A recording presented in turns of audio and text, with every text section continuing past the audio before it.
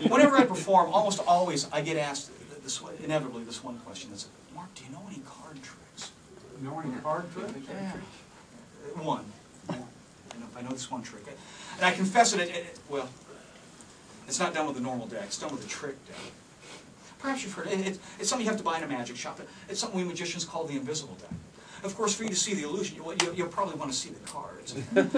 Now, mind you, in an invisible deck, the cards look just like regular playing cards, ordinary bicycle playing cards, but here's the difference. You see, if I was to take the cards and give them a little squeeze, when you see the deck, it turns invisible. Of course, some people argue that it doesn't actually turn invisible, that it disappears. Of course, if you're familiar with the invisible deck, you know it doesn't turn invisible, nor does it disappear. It just simply goes back inside the box.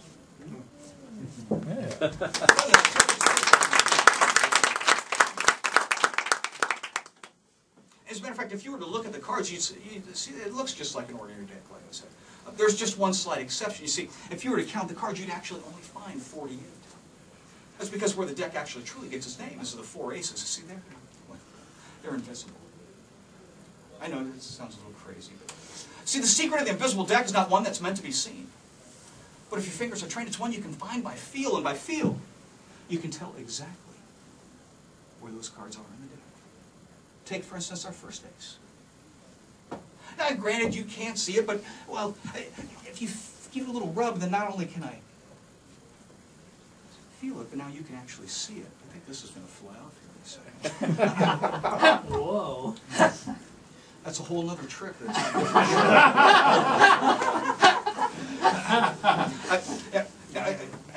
It's a rather simple thing. See, you just kind of thumb your way through the deck until you find, see, I think it's about right there. Yeah, about right there. You see, the second ace, the ace of clubs. Yeah, pretty cool. Oh, wait, sorry. Just that way you can actually see the As for the third one, we're going to use a little, what we magicians call sleight of hand once again. I hope you appreciate it because I took the time to learn how to do it. What I'm going to do is I'm going to cause the third ace to leap from the deck, tumble through midair, doing a couple somersaults, landing right back in the middle of the deck.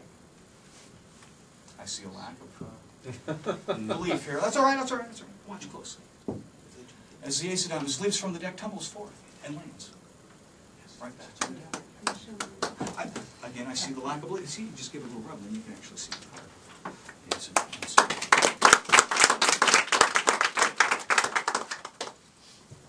Okay. You know what? I am somewhat a fair magician. I lie and deceive for a living, but I try to be as fair as I can. I'll tell you, we'll take that ace of diamonds, we'll place it back into the middle of the deck, okay? And one more time, we'll do it with the actual ace being visible this time.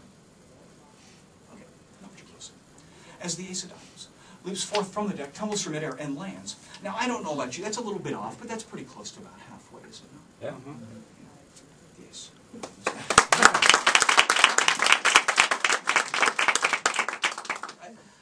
I sense there's a few card players out there this evening, and I know what you're thinking. You think I'm playing a little fast and loose with the cards, being a little carefree, perhaps a little bit negligent with that ace of diamonds. After all, what should happen if I don't catch that card? It could land and dent the corner, thus rendering that card inoperable in a game.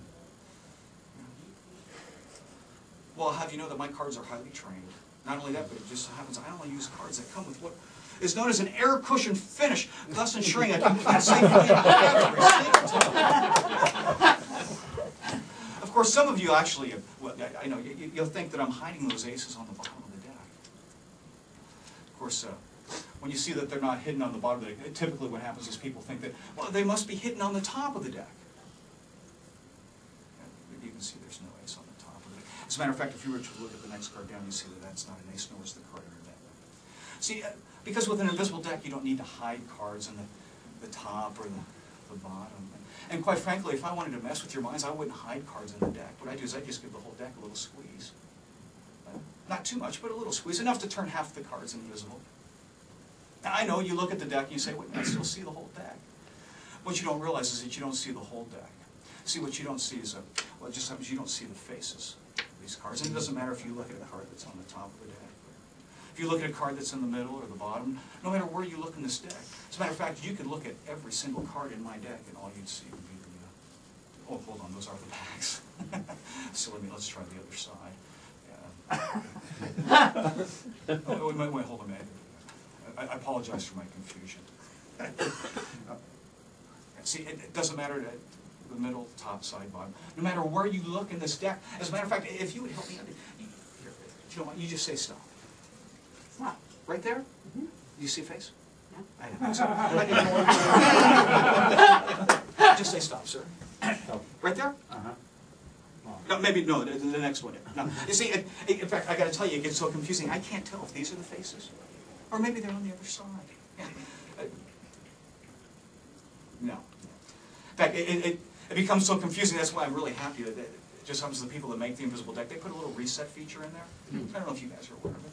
Yeah, so you just give the deck a little snap and the deck returns right back to normal. Yeah. And you see that it's just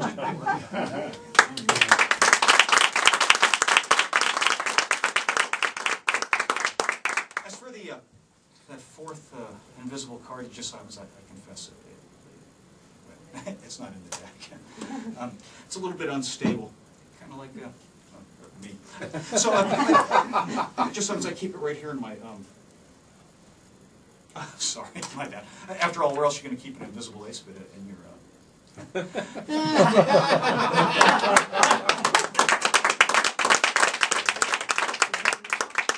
But because I like to be prepared in case I can't find that pocket, it just so happens that over here in this pocket, yeah, I keep one over there too.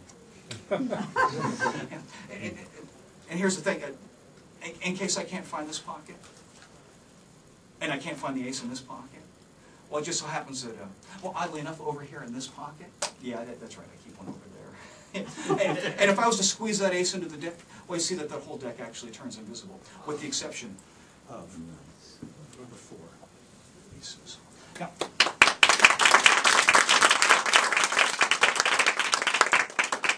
Now, I know what you're thinking. Well, hold on a second. What happened to the deck that turned invisible?